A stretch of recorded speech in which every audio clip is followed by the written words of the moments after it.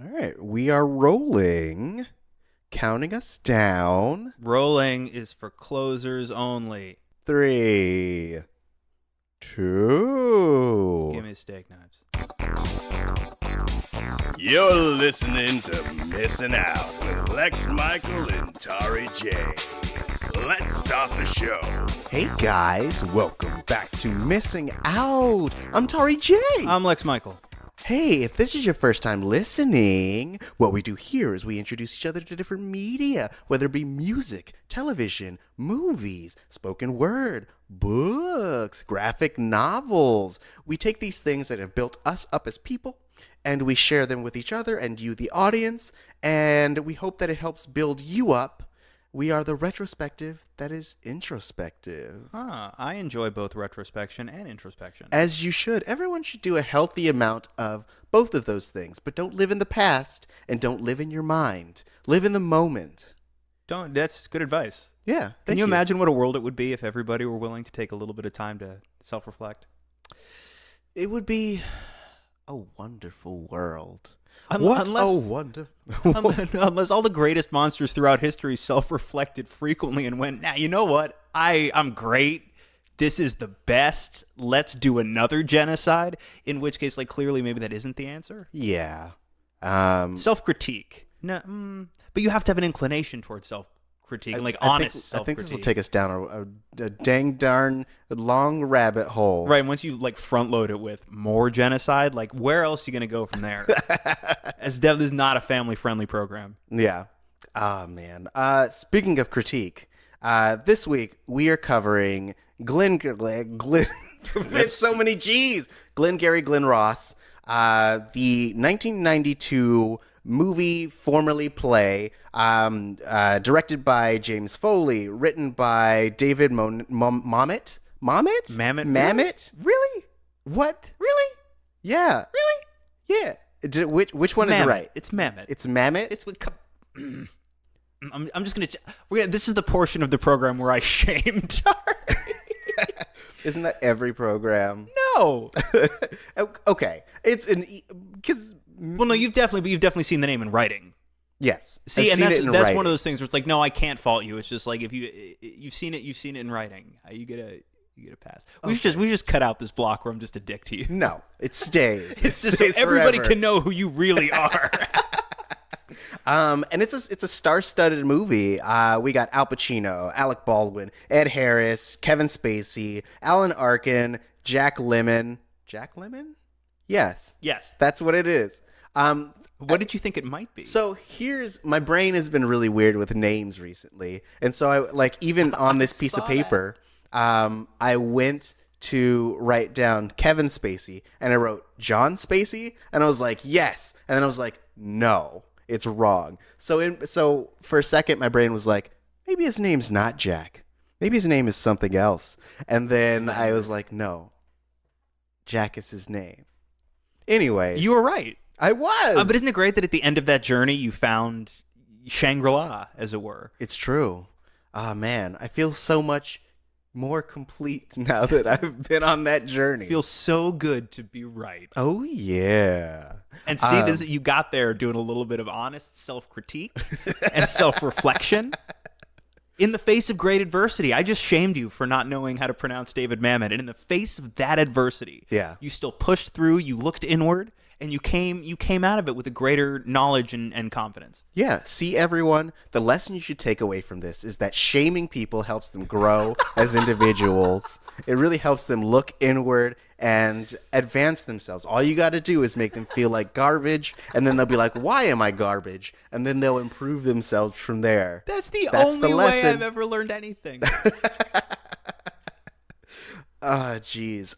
So this was one of your recommendations, Lex. Yes. I had never seen it. I had only seen parodies of the opening speech. Yeah, pretty much everybody knows the always be closing speech, which is a scene that a character written, if I'm not mistaken, specifically for Alec Baldwin. That whole piece did not appear in the play. That was created for the movie. Yes. Because they needed to kind of, pad out the play because it was a 2-act play, fairly short, and they also wanted to increase the stakes for the movie. And so essentially it was created specifically for the screenplay, and then now a lot of the plays have been retrofitted to include this piece. Right, it's a lot like going to see a production of Grease, realizing that they didn't always have "You're the One That I Want" on the end. Yes. And can you imagine, like, that's the number of riots? I mean, I don't have the documentation in front of me. I don't have the receipts for this, but I'm pretty confident that at least 9 theaters were burned down during productions of Grease. Yeah. When they discovered that, I think it's like "All Shook Up" is the name of the song at the end. Yeah. Originally, when there was no "You're the One That I Want," they're like, "This is not what we wanted. We came here for better and more." Yeah. And they just start, like, they all brought Molotov. It was Molotov cocktail night. Yes. I guess, and nobody knew why, and it was because, like, somebody had the foresight to go, we're gonna start some shit. Yeah. It'd be like that. Going to see Glengarry Glen Ross now, they'd be like, yeah, okay, I get that the version without this won a Pulitzer, but this is what we want. Right. It's Molotov cocktail night. Yeah. And guys, never forget the Great Grease Fire of 1995.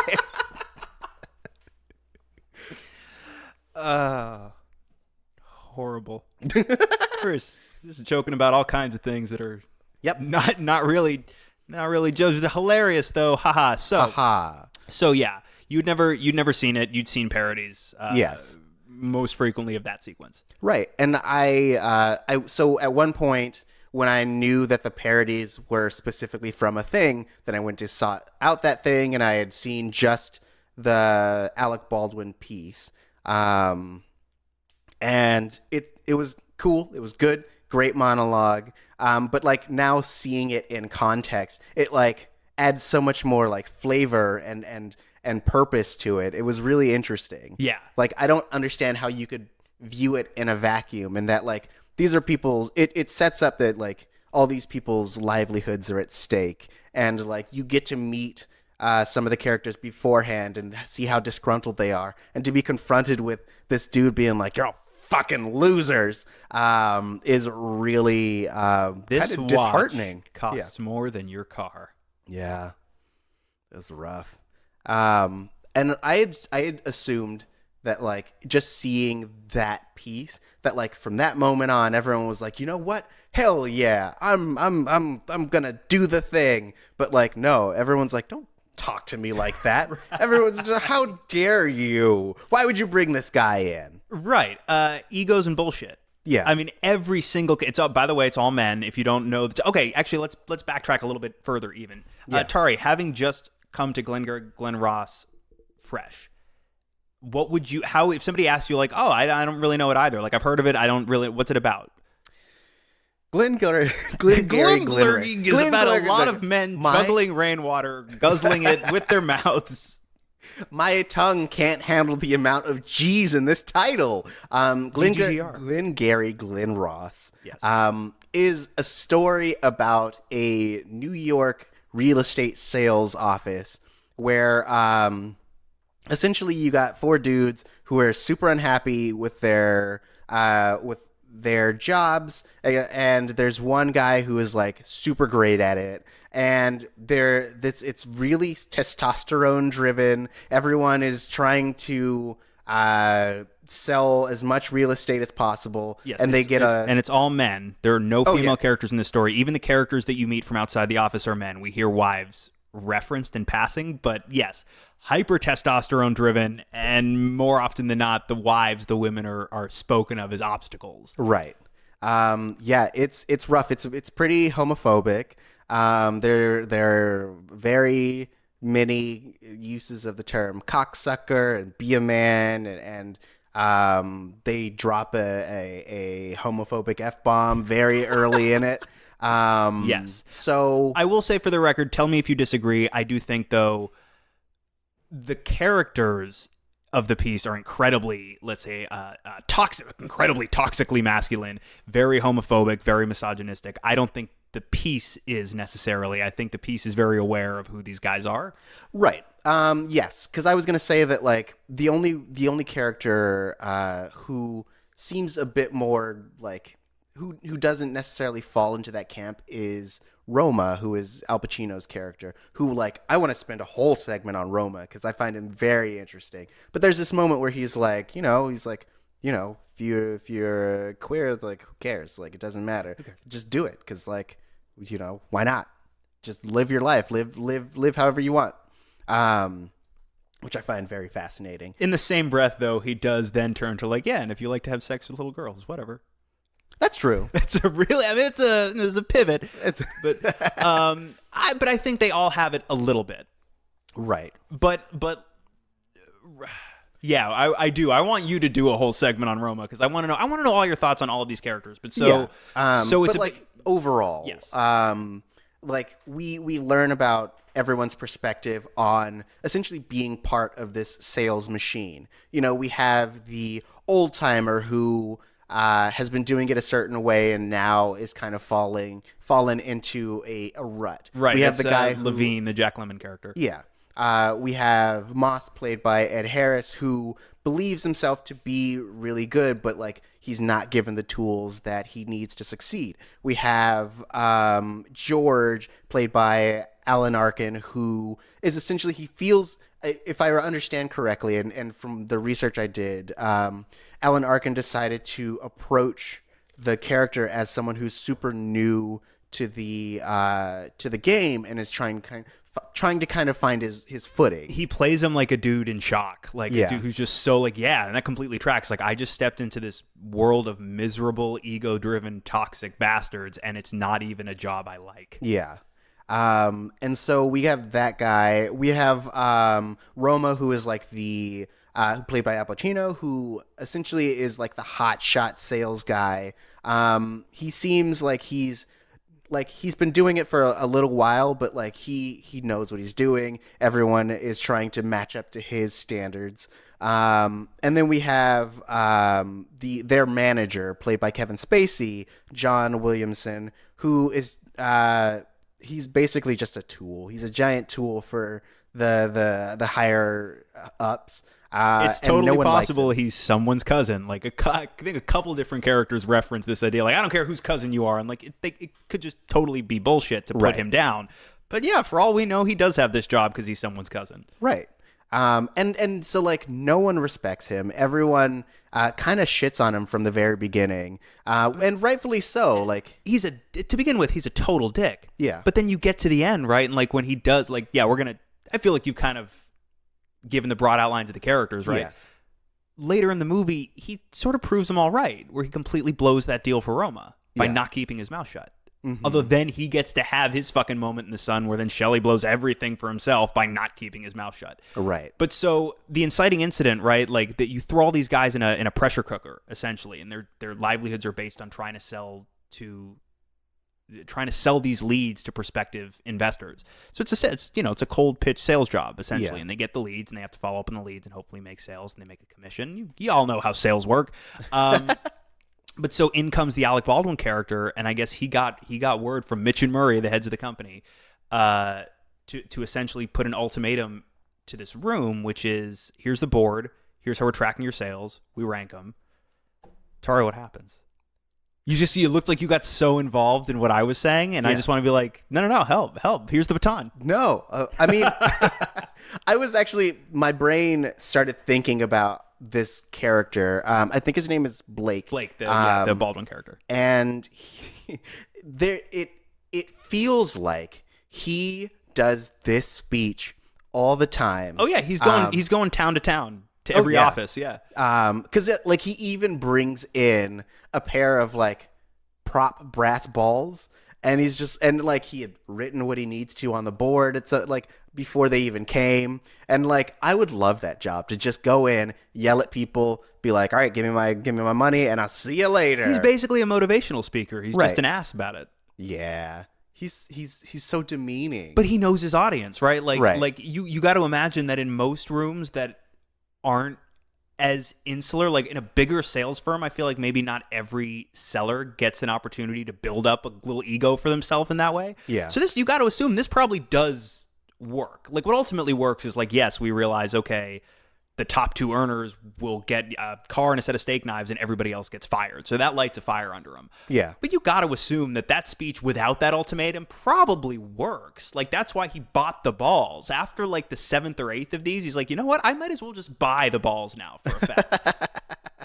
I mean, yeah, why not? At that point, like, it's all old hat. I mean, you get to improv a little bit as people kind of give you lip, but for the most part, it's just like, nah, I got this down. And it like shows that he was probably a salesman at some point.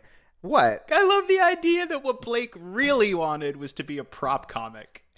And he realized he was never going to, the business is just too competitive, he probably wasn't going to be able to feed his family and whatnot. So eventually he's like, all right, well, fuck, I guess I'll get into this fucking business to earn a couple of bucks. He's embittered. He's super jaded. He's cynical now. Yeah. And he just sort of funnels it into rage. And eventually Mitch and Murray get a hold of him and they're like, hey, you know what?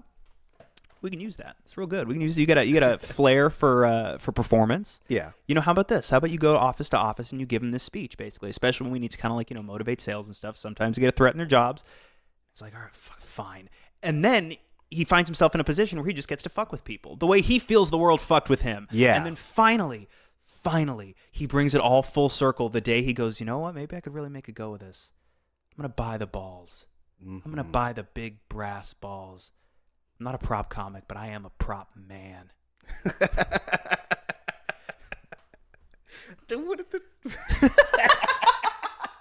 It's just that moment where you're just like, yeah, I'm a prop man. Ooh, so shining, so cool. I was talking to my roommate earlier about how, like, so Alec Baldwin got an Oscar nom for this speech, I imagine. Or not I imagine. He did.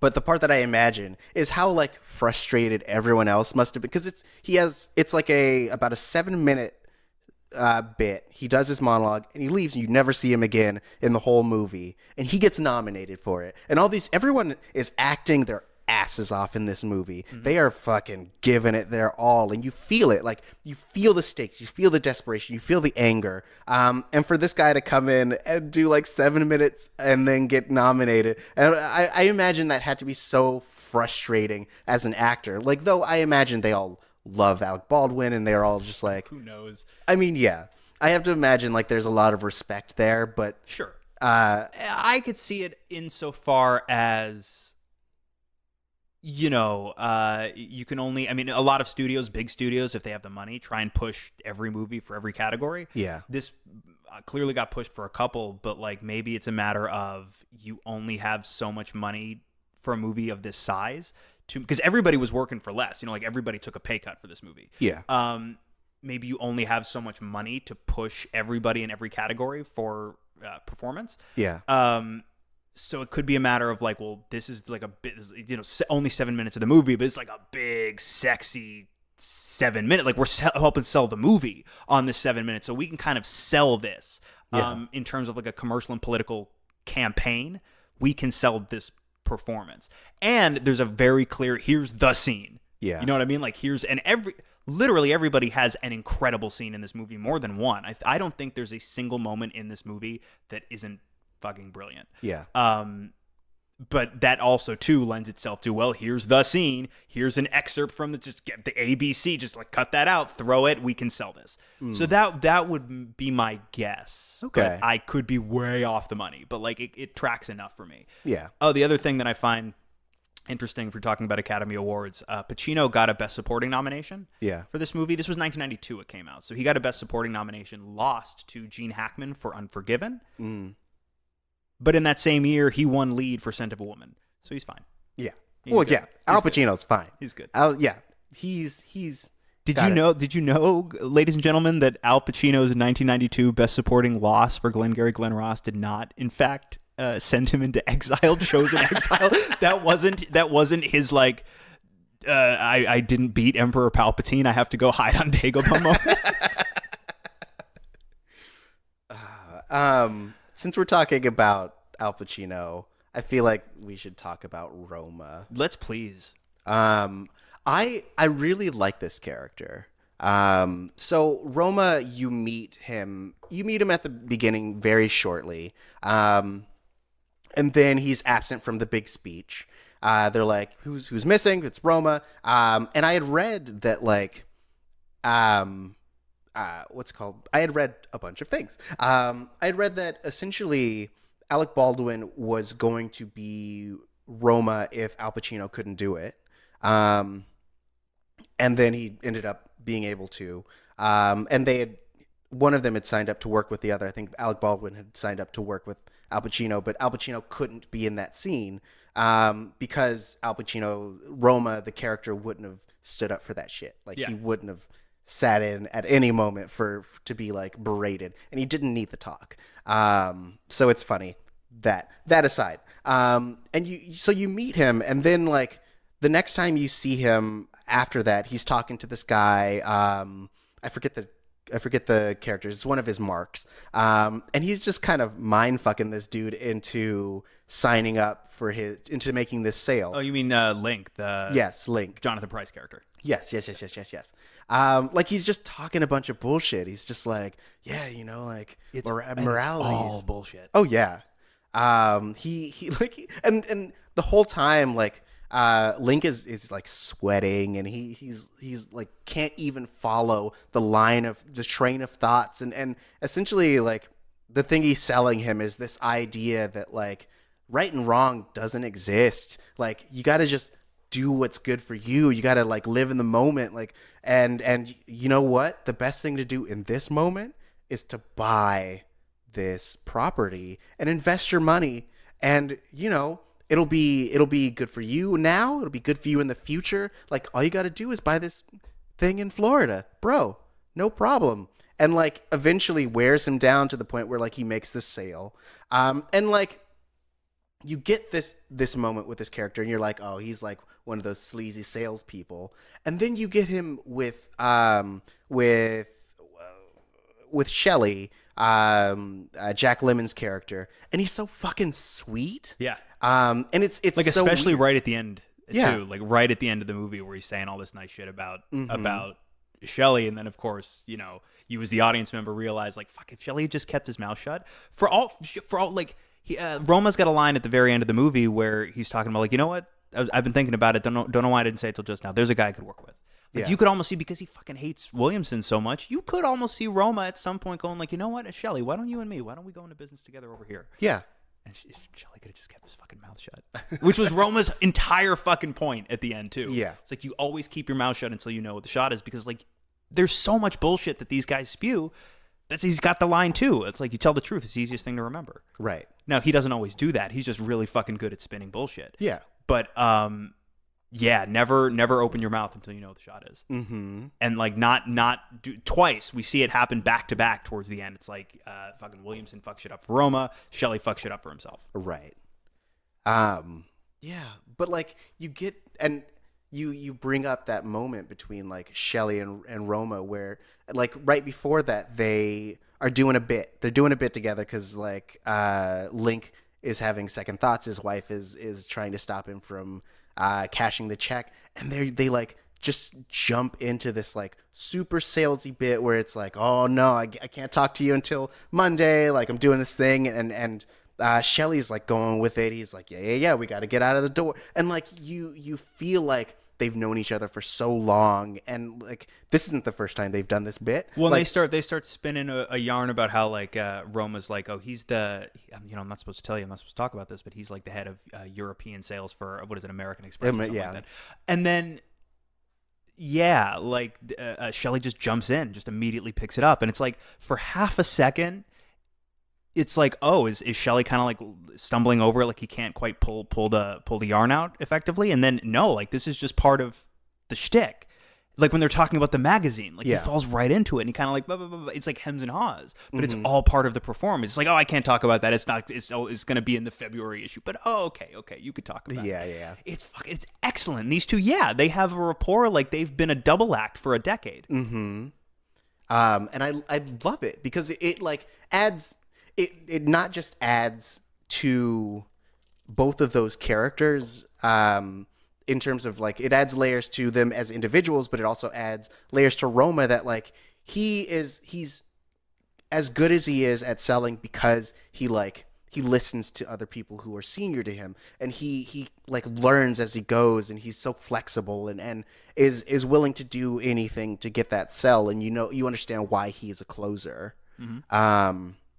But it also shows like because up until this point, Shelley has been painted to be kind of a loser. And you see that moment that, like, no, like, at a certain point, he was somebody. He had the sales game down. Mm-hmm. It's just that, like, he also, like Moss, hasn't been given the tools to do his job. And you find that out when Shelley is bragging about his sale to the I forget their names. The Nyborgs? Yeah, the Nyborgs. And, like, it was a bum sale from the beginning. Like, it was a bad lead from the moment that he received it. And you're like, well, dude, like, you can't expect these people to sell if you're giving them shitty leads. And they keep saying this throughout the whole play / movie that, like, all their leads are bad.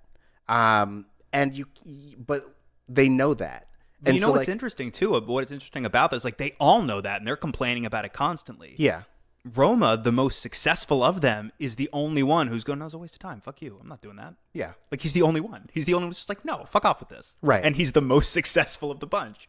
Now, granted, being the most successful gives him a little bit more wiggle room to be like, no, fuck off with this. But I do think that attitude has to have facilitated his rise over some of these other guys. Well, yeah. I mean, it kind of, like, digs into that like kind of toxic masculinity thing, and that, like, a man goes for what he wants, you know, and if you're not willing to do so, then you're garbage, you're nothing. And so, like, and it tracks with his character because he keeps being like, you know, we're not men, you got to be a man about this, and like so you get his perspective and why he's so abrasive about it, because he's so I don't think it's specifically because he's trying to prove his masculinity, but I think it is entangled with who he is as a person and as a salesman. I mean, because, like, sales is in and of itself a very competitive industry, and you definitely need to be. And I don't mean this in a disparaging way. I just, you have to be a very certain kind of person, I think, to make it in sales. Yes. Because, well, and I hesitate to use the term predatory. I was thinking reptilian for sure, but I wasn't going to say it. Okay. I mean, no disrespect to our massive demographic of salespeople listeners. Right. I mean, that's why I'm hesitant to use that term, but, like, I think that there is and depending on what you're selling, I think that, like, some things, you know, some things require you to be a little bit more heartless about. Like, you have to be able to separate who you are from what you're selling. Like, one of the things that you learn when you learn to do, like, copy reading and things of that sort is that, like, even if it's not something that you necessarily have a connection with, you have to be able to find some connection in order to sell it. Right. And part of that is, you're putting on a show. Right. I mean, so yeah, there's a lot of theatrics, and I was actually just listening to and I think it was This American Life, or it was something else. I want to say it may have been, like, More Perfect, something from NPR. And they were talking about these scams, which really, like, felt like kismet, in that it was property scams, that getting people to invest in property that doesn't exist, and tricking old people through via phone calls. Though, like, this real estate company is legitimately selling properties, as far as we know. Like, it could be a scam. Who knows? I don't know. But, like, that's what it feels like they're doing, is they're running this, like, investment scam in order to get their dividends. You know what I'm saying? Yeah. But you come to care about these characters, even if whatever they're doing is a scam. Like, they're all doing it for their own specific purposes. Like, Roma's doing it because he wants that goddamn car. He wants that fucking Corvette. But, like, you get Shelley, on the other hand, who's doing it because it seems like his daughter is in the hospital. We get one scene where he's at a payphone. Yeah. And he's talking to, I guess, whatever facility she's in. And we get no specific information at all, just enough to kind of get what you just said. Like, I guess his daughter's in the hospital. Right. And then at the end, when he realizes that it's kind of over for him and he's trying to plead with Williamson, he's just like, but my daughter. And then Williamson's just like, fuck you. Yeah. God damn Williamson. And I think I'd read that those calls to the hospital were added just for the movie as well. I believe so. Yeah. We're never out of the office in the play. Yeah. If I remember correctly, it's possible we see the restaurant, but I think it's just one set. I think so. I mean, it would make sense if it's just one set, just because, like, I mean, you can't have them walking back and forth into, like, I don't know. That'd be difficult, especially for, like, early 90s. Like, now we have the, like, rotating sets, but, like... Well, this was first performed, I believe, in 83. Yeah. It won the Pulitzer in 84. Right. Yeah. It was in London, right? Originally in London. Which again didn't have those sweet rotating sets, baby. Yeah, I want to know. I'll confess to have never, I've never seen it staged. I've been a big fan of the play for a long time. But I don't think I've ever. No, I haven't seen it staged. I can picture it, and I'm sure it says in the script. You know, it's like one set. It's The Office, and then if it doesn't say it, you could probably figure it out by reading it. Yeah, I don't remember. It's one of those things that, like, if I was a professional of any caliber, I would have just like flipped through the play again. Nah, it's fine. Before we did this. Nah, don't worry about it. Hey guys, if you at home want to tell us where the play takes place, why don't you hit us up at Missing Outcast? That's MissingOutcast. But we're not talking about the play. We're talking about the movie, Lex Michaels. So don't even worry about it. Hey, bro, don't even worry about it. No, I want to know. Is your worry? Are you a worry wart? Are you a wart on a witch's face? A worry wart on a witch's face? A witch's worry wart? Okay. Actually, so I also really enjoyed Moss and George, their banter. It felt super well, how do I just, like, Laurel and Hardy-esque, where they go back and forth so quickly. Like, you can kind of feel the play sensibilities, because that's how, like, plays usually the dialogue is super fast-paced, and they go back and forth in repetitiveness. It's really interesting. Some play, I mean, Pinter isn't. I mean, yes. I just, but, like, there are... But yes, I mean, that's how Mamet writes. Right. Almost reminds me of far more profane Aaron Sorkin. Although it's totally possible one or both of them would take offense at that comparison. Maybe. Probably. Why don't you fight about it? Go. Yeah. Dave, Aaron, get in there. Here's some mud. Go. And then both of you go write screenplays about this experience. Mm-hmm. Ooh. And for first prize is you get it made into a major studio motion picture. Second prize is you're fired. Yeah. But you do get steak knives. Yeah, steak knives on your way out. That seems like a bad idea, to give someone knives and then fire them. It seems like a recipe for disaster. But I'm not steak. That was dark. That was a real dark joke. As we opened the show with a passing reference to genocide, so I feel like this is actually a step down. That's true. But I really, I will say that, like, Ed Harris, I don't think I've ever seen young Ed Harris in things. No, he's got hair. Yeah. Would you say he's got Ed hair? Would you say that? He's got Ed hairness. Yeah. Not Ed hair. And now he's Ed hairless. Aww. I hate this.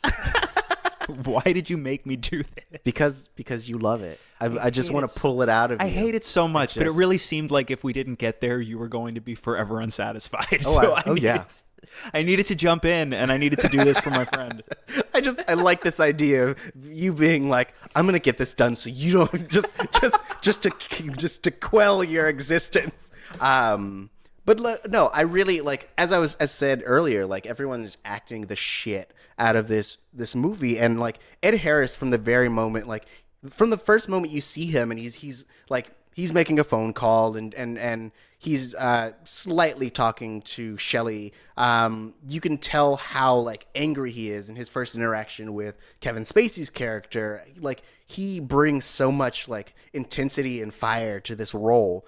Like, from the moment he walks in to the moment that he leaves, when he gets, like, shamed by Roma. It's so good, and, like, you feel it. Like, you know that I'm not a big slice of life guy. Yes. And so, like, the fact that like he is so engaging that he like has me on the edge of my seat being like, dude, like this fucking guy, like he is so like, because at one end you understand exactly what he's talking about, but at the other end he's so entitled and he's such like a baby about it. Like he keeps being like, oh, weak leads, it's all the leads, like it's not me, it's the leads, like, oh guys agree with me, come on, it's the leads, right? But like as you were saying, like he's not rejecting them the same way that that Roma is. He's essentially just taking it and complaining as opposed to trying to do anything about it. It's amazing too, especially considering how much these guys all seem to be on the same page with regards to the leads, even Roma. Imagine if they could just all take their egos and bullshit off the table for a second and just present a united front to Williamson, who's clearly, if they all joined forces, look at how easily fucking Roma completely shuts him the fuck down by himself. Right. If they joined forces, if they made the fucking like the Rio Rancho Justice League and shit, they probably could have moved some stuff around in that office, but nobody, I think, not a single one of them is capable of putting their ego to the side for a second. Yeah. The only possible exception is Arano, but that's only because this dude's like in a constant state of shock to begin with. Yeah. Though I will say that like the movie does a really good job of establishing that like their stakes are high enough to where like they don't want to risk it, because every time they're like, you know, these bad leads, John is like, or Williamson is like, leave. I don't need you. Eat a dick. Right, and they're all in competition with each other, so for all they know, it's like, well, I'm turning these leads down. Maybe he won't, and maybe he gets lucky. But that's how capitalism works, baby. And that's why it's an unsustainable system. Hey! We got there! All right, guys, drop the balloons. Play the anthem. It's like Pee-wee's Playhouse. You said today's secret word. Yeah. Oh, jeez. But it's all right. We'll find our way back. We got to some pretty big heady places just now. We maybe should take a break, hydrate. No, I will not. I refuse. Kotowaru. Yeah. So I actually really like this aspect that like, even if they wanted to get together and like, let's say, unionize, I don't think that they could. I think they would just lose their jobs, which like don't seem to be very secure in the first place. The idea that like they were probably already going to get fired even before Alec Baldwin's character walked in. It's just that like the company, Mitch and etc., really wanted to like squeeze as much as they could out of them before they got rid of them. It's like a really boring Bed Bath & Beyond. Yeah. A more boring Bed Bath & Beyond. Mitch and etc. Come to your stage. That's like your neighbor Mitch had a lawn sale. And he put up a big sign that says Mitch and etc. Yeah. What is it? It's Mitch and Murray. Mitch and Murray. Like, so yeah, it feels like they were just trying to squeeze as much as they could. Like, maybe these guys were going to make a sale before they got fired, but like, if not, who gives a shit? Like, they're already in the hole. So like, it's this idea that if they could get more money out of these guys, they will, but like, it doesn't matter because like, they're not serving the company because companies only really care about the numbers. Right. Which is insane. And so we have this like subplot, or I guess it's main plot, where like Moss wants to rob the place and sell the leads, the new leads, yeah. The Glengarry leads, Ooh. which refers to, it's a community in Florida. Like the title Glengarry Glen Ross refers to a couple of different sets of leads. That one, and then Glen Ross is like, it's another, I think, set of leads from a couple of years ago. Yeah. It was Arizona, I think. It's like Glen Ross Farms. Yeah. But this idea that like they can go in, because at the beginning of the movie we're presented with these pink, beautifully wrapped with their little ribbon leads. on them. Yeah. But they can't get them unless they make sales. But they can't make sales unless they have the good leads. Right. It's psychotic. Like you can't have the sales we can make until you are able to churn a profit on these leads we know are dead. Right. At the end of the movie, Williamson, like he kept handing out fucking Nyborgs. Yeah. And he's like, we've known for sure for a long ass time they're just crazy people. Yeah. But he's still giving that lead out knowingly. Yeah, it's insane. I felt so bad. The Nyborgs, man. Nyborg.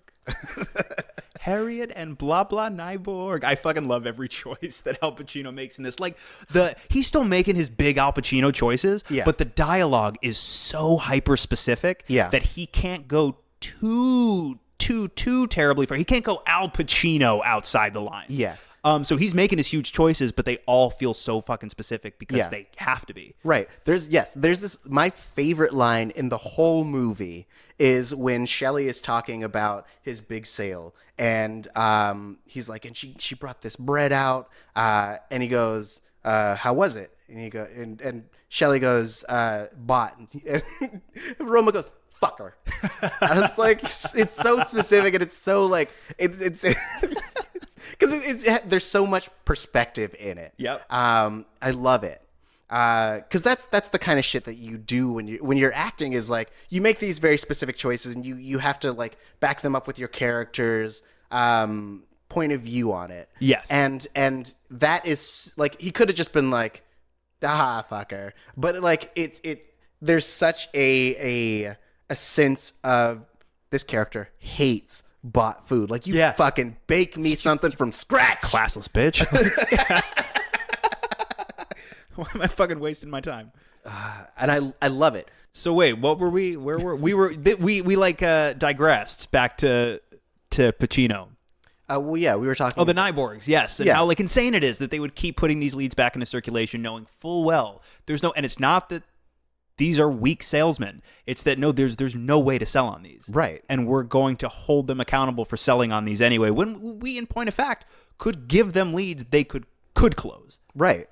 So it makes sense that, like, if when faced with this crazy catch-22, you try to figure out a way to make your own profit on the side, which leads to this robbery plot. And so, like, the whole first act is kind of leading up to that, where these people are trying to figure out how they can make these sales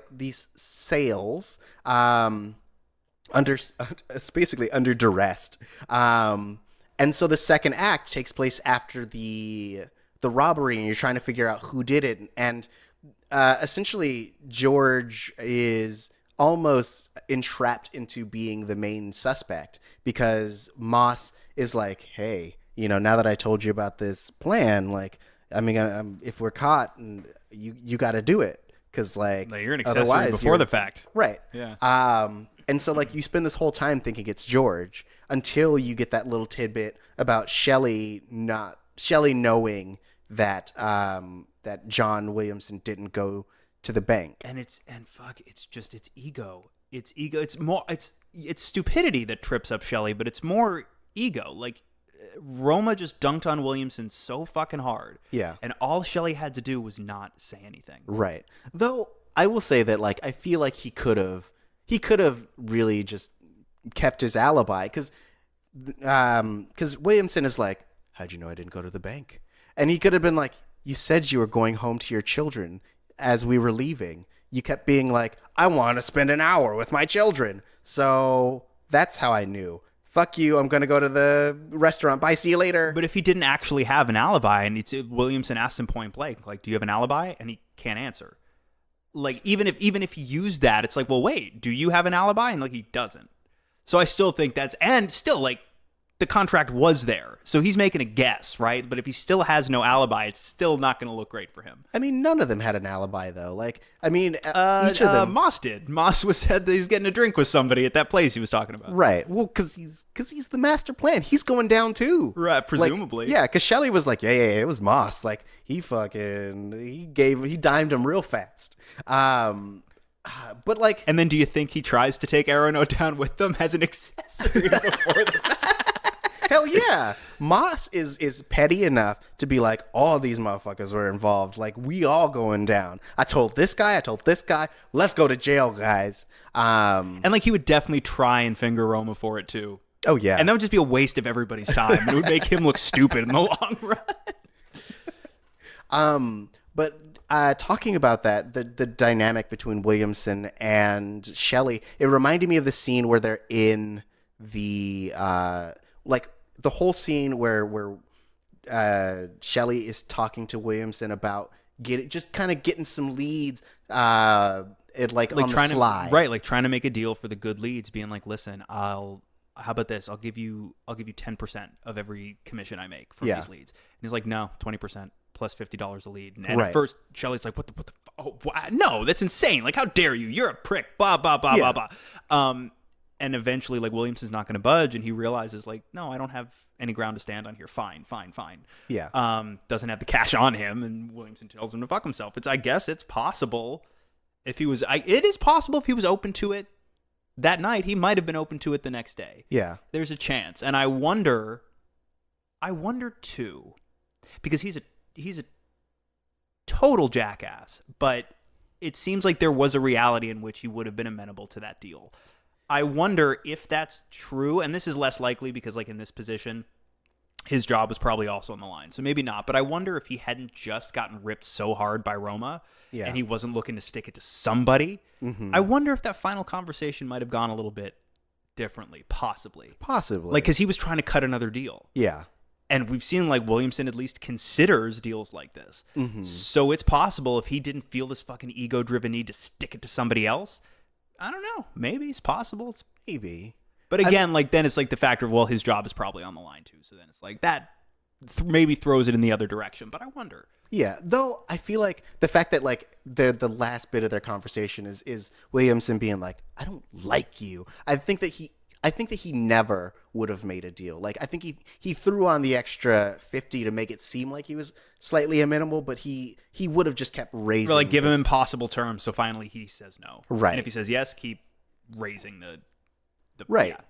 Yeah. Because I think that he wanted to fire all these people, but he was just cowardly enough to not do it himself. Sure. You know? Because if he was going to fire them, he would have just done it from the beginning, not had to bring in another dude to do so. Right. But I really liked. But it also seemed to me a little bit like he didn't necessarily have the authority to fire all of them. Like, it seemed like he was just sort of a middle manager type. Right. Like, you could see he can't do their job. Yeah. But he's not Mitch and Murray. Yeah. And it almost seems like he's there to just sort of supervise and hand leads out. Yeah. So I almost wonder if he has the authority to fire anybody. Maybe not. I guess, but though I feel like if you are a middle manager, you could still be like, "Yo, Mitch and Murray, son." Well, and he does that a few times. Yeah. You know, he's like, like when they reject the leads, and he's like, "Then get out," because he knows he can kind of speak for the company at that point. Yeah. But I wonder if he's got, I mean, I'm sure if he fired somebody, like at the drop of a hat, and then went to Mitch and Murray and was like, "It's like this," they'd be like, "Fine, we don't give a shit, fine." Right. But I wonder if he's actually got the immediate authority to hire or fire. Yeah. I mean, I guess, yeah, I don't know. Because I know that the role itself was based off of Mamet. Mama? It was based on Mama. David Mama. Because... Hello, I am not a playwright. David Mama. David Mama. Glengarry Glen Ross. Would you like to read my play, American Buffalo? Yeah. American Buffalo. Oh, he's writing plays. It's all in crayon. I also wrote Speedy Plow. Do you want some Speedy Plow? I'm David Mumet. All right, we're done. This is done. Somewhere out there, David Mamet's listening, going, "That's not how I sound at all." Or she's like, "That's not me." It's like, well, but maybe it is. But Mamet himself was he was the middle manager character. In his own life? Yeah, in his own life. Huh. That's how he came to write this play. Is like, he was like, this is what the sales These guys like. are all jerks who are mean to me. That's how you process when you're an artist. You take the characters you hate and you put them in a play. Sometimes. Yeah. Yeah. I mean, that's what I do. Yeah. You should see my play called "I'll Kill Dex Lykel."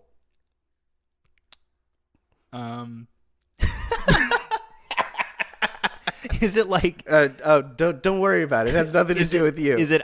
Did you say I'll or all? Huh? Did you say I'll like you will or all like all? Like everybody? everyone. Like everybody. Everyone. Okay, that's a way more like that's big, man. That lends itself to a theatrical adaptation. Oh yeah, definitely. That's big. You'd be like, you got the shot from World War Z where they're all trying to like climb over the wall, but it's just to get this character who has no similarity to any person's living or dead. Not at all. I mean, I like to, when I was writing it, I was imagining it like that scene from Julius Caesar where everyone just starts stabbing Julius and he's like, "Hit too, Brute." And Brute is like, "Yo, I hate you too." And he like stabs him. And Caesar's like, "That's what's up."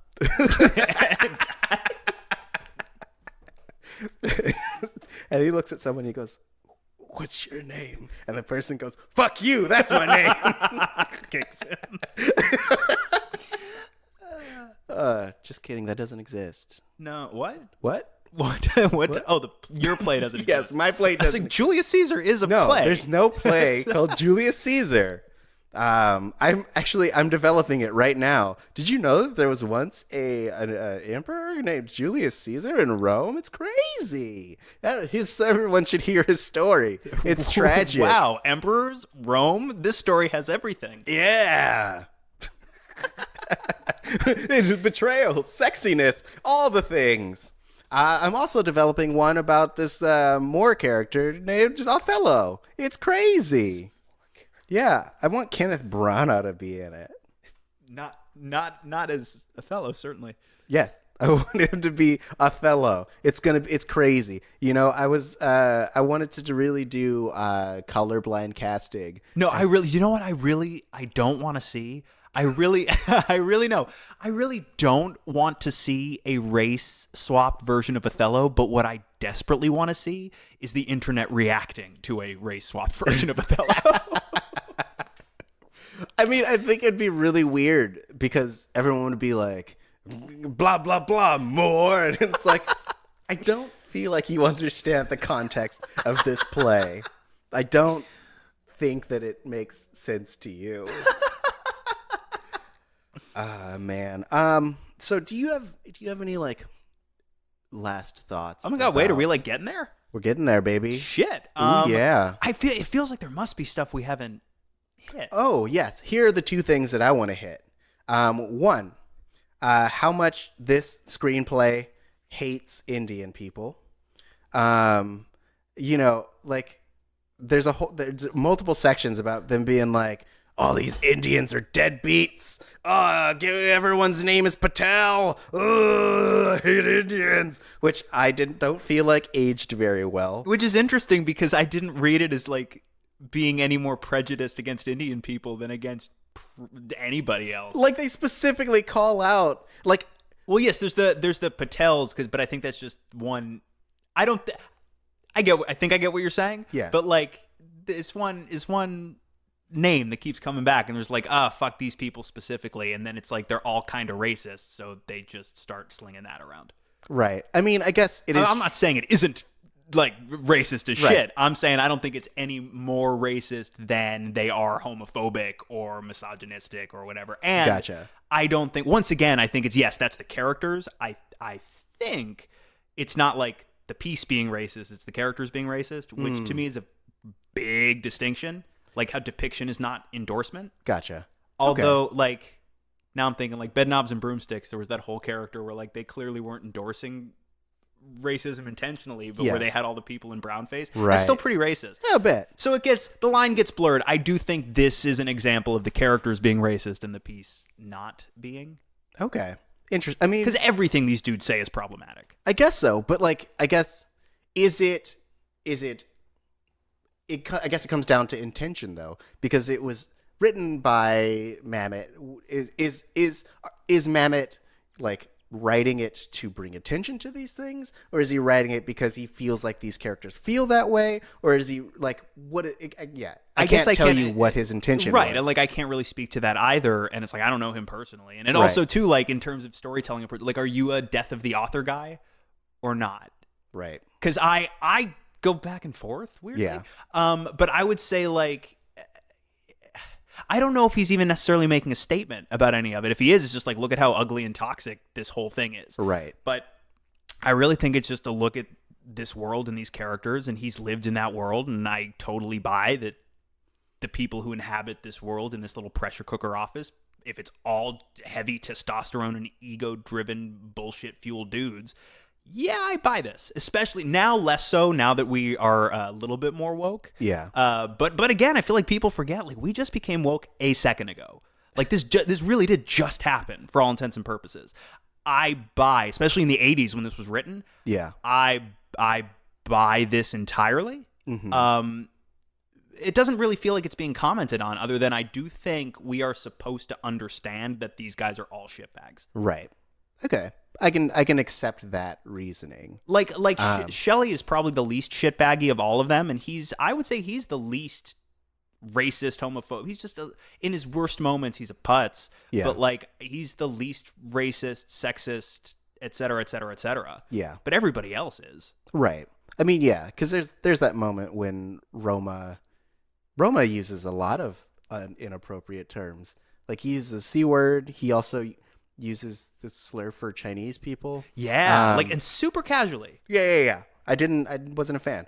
But again, like, like, it's supposed to. Yeah. Of course, like, if you and I were sitting there and you very casually busted out a racial epithet, I'd be like, what the fuck?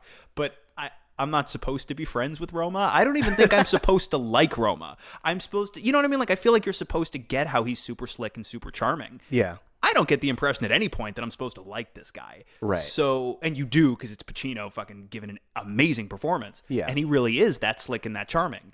But no, I don't think you're supposed to like any of these people, really. I think even Shelley, who I think you could argue is like the closest to likable, is still like, look at his choices. Yeah. You know what I mean? Like, what about my daughter? But it's like, yeah, what about your daughter, dude? Like, come on. Like, why didn't you? I get that this was a desperate act, but like, you must have known this was a desperate act that had relatively little chance of working. Right. And then you had a little window in which to make it work, and you shot yourself in the foot because look at your choices. Yeah. So I guess my point is just that yes, of course it's all problematic, but I think it's more of a case of these were choices made for these characters because this is how it probably is, or at least was. Yeah. I don't think the piece really passes judgment on them, but I don't think we're supposed to go, hey, these are all great, awesome people. Yeah. You know what I mean? Yeah. That's kind of a long-winded way to get there, but Right. That's kind of what I feel about it, which is why, like, yeah, of course, I don't like the idea that he's dropping racial epithets either, but it feels like, yeah, that's who these guys are. Gotcha. And we're not celebrating it. Right. Okay. All right. I accept your answer. Yeah, if it felt like we were celebrating it to me, then I'd be like, well... I mean, there is the big parade scene at the end being like, these guys are great! And everyone's like, epithets! And they sing. Roma's out front twirling a baton. Yeah. It's real. It's Baldwin's on top of a float just swinging the balls, being like, prop man. So that was, we digressed as we always do, but like you said, there were two things. Yes. So the other thing is, I thought that like I thought this was super well shot. Like, it's a very simple camera work, but like there are moments when the lighting is really well done. Like the first shot that you see where it is Shelley in the phone booth, and it's like super red, and you have the blues when Ed Harris comes in, and then like even the scenes where they're crossing the street. And you get just that like New York street with like the dark background and the strip of red, and you have a lot of blues on the side. Like, I thought their use of color was really cool. Yeah. And fairly minimalist, right? Because there are a lot of the same kind of big colors that recur. But Yeah. yes, still manages to be very striking without being over elaborate. Yeah. So I really dug that. I think it was because I know that Foley had a lot of reservations about doing it because he felt like it would just be theater on film, his words, not mine. Sure. And so I like that he still found ways to make it his own and to direct it in a way that like brought life to the characters and to scenes. I wanna real quick, since we're talking about James Foley, I just wanted to double check because I was like, oh, didn't he do this and this and this, and I wanted to double check, so I just pulled up his filmography. Among the titles he's directed, he made Who's That Girl with Madonna, which I saw a few times on cable back in the day. Fear with Mark Wahlberg, and then also the two most recent 50 Shades movies. He did 50 Shades Darker and 50 Shades Freed. Okay. Interesting. It is interesting. Yeah. He's walking around the 50 Shades set like, what happened to me? No, those movies are very successful. I don't want to rag on them. The first one is definitely a movie. Yeah. Hey, we've talked about 50 Shades of Grey. I'm just like shaming everybody. Podcast. I think this movie rubbed off on me. Yeah. And now I'm like Moss, where I'm just sort of down on everything and everyone. Yeah, how dare you? But I don't know. I don't want to. Everything has its fans. You think you're hot shit? Lex Michael? You haven't made a sale in over a month. You're hot shit. You're garbage. You're nothing. You're walking around here like you're the cock of the walk and you're nothing. That was my Al Pacino berating you. Get out and let him tell the story. Oh. I feel like that's an Al Pacino sound. Oh, hoo-wah. Yeah, a lot of that.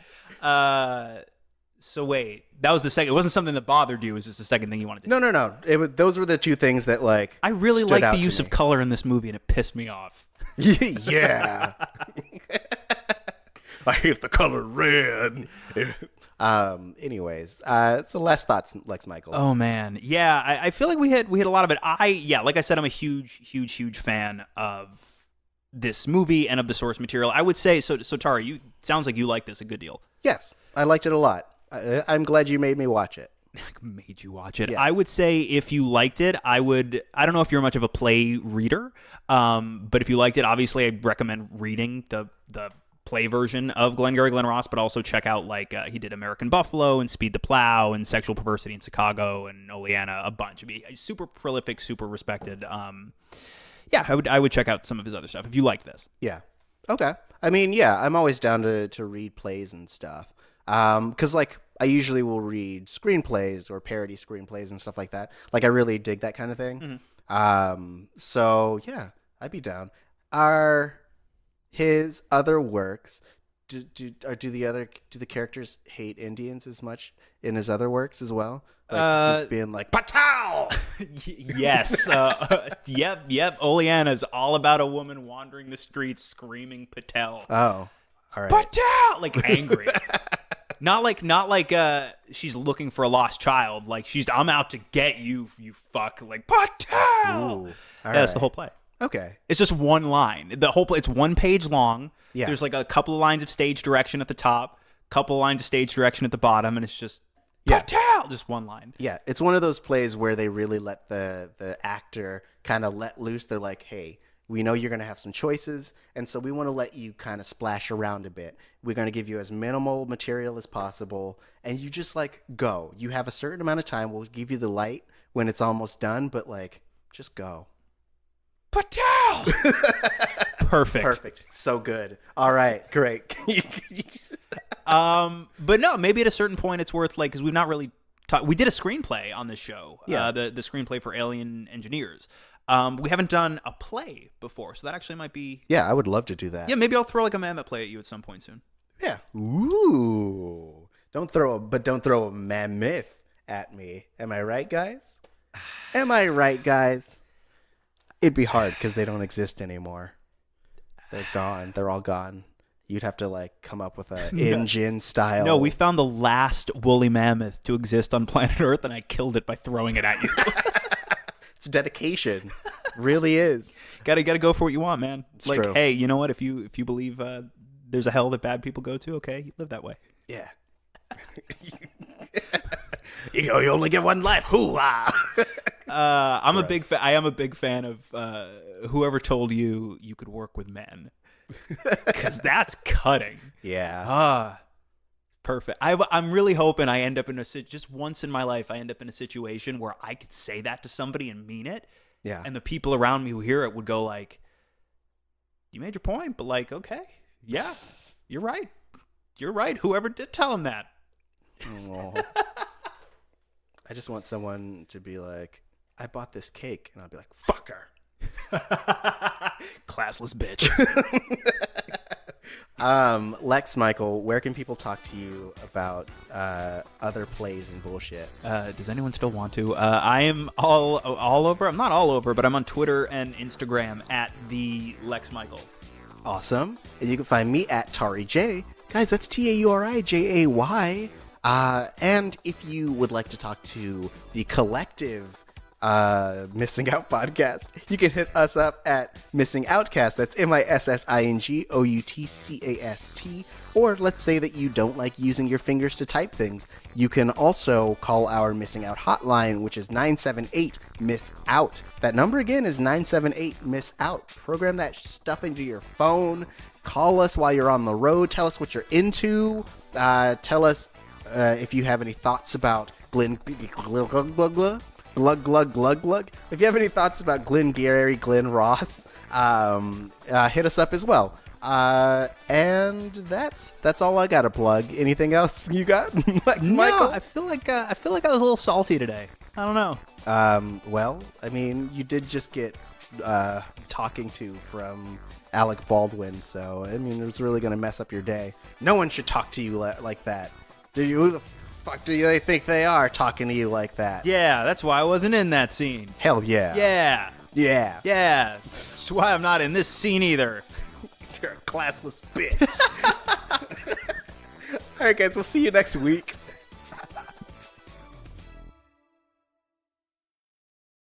Did you know a turkey puppet once ran for the presidency of Ireland? Did you know that meat once rained from the skies of Kentucky? Did you know that there was an emperor of the United States for a while? Then listen to the Wiki Ship Down podcast. We live in an age when the sum total of humanity's knowledge can be found in your pocket on a smartphone at any given time. But when that knowledge is peer editable, like it is on Wikipedia, what does that say about mankind? So follow us down the digital rabbit hole as we drink, joke, and curse our way through the random button on Wikipedia and see where our journey through humanity's knowledge takes us. While you're at it, follow us on all social media at Wikiship Down. I'm Ruth Ann. I'm Ryan, and be sure to find us every Wednesday on iTunes, Stitcher, SoundCloud, or wherever you listen to podcasts.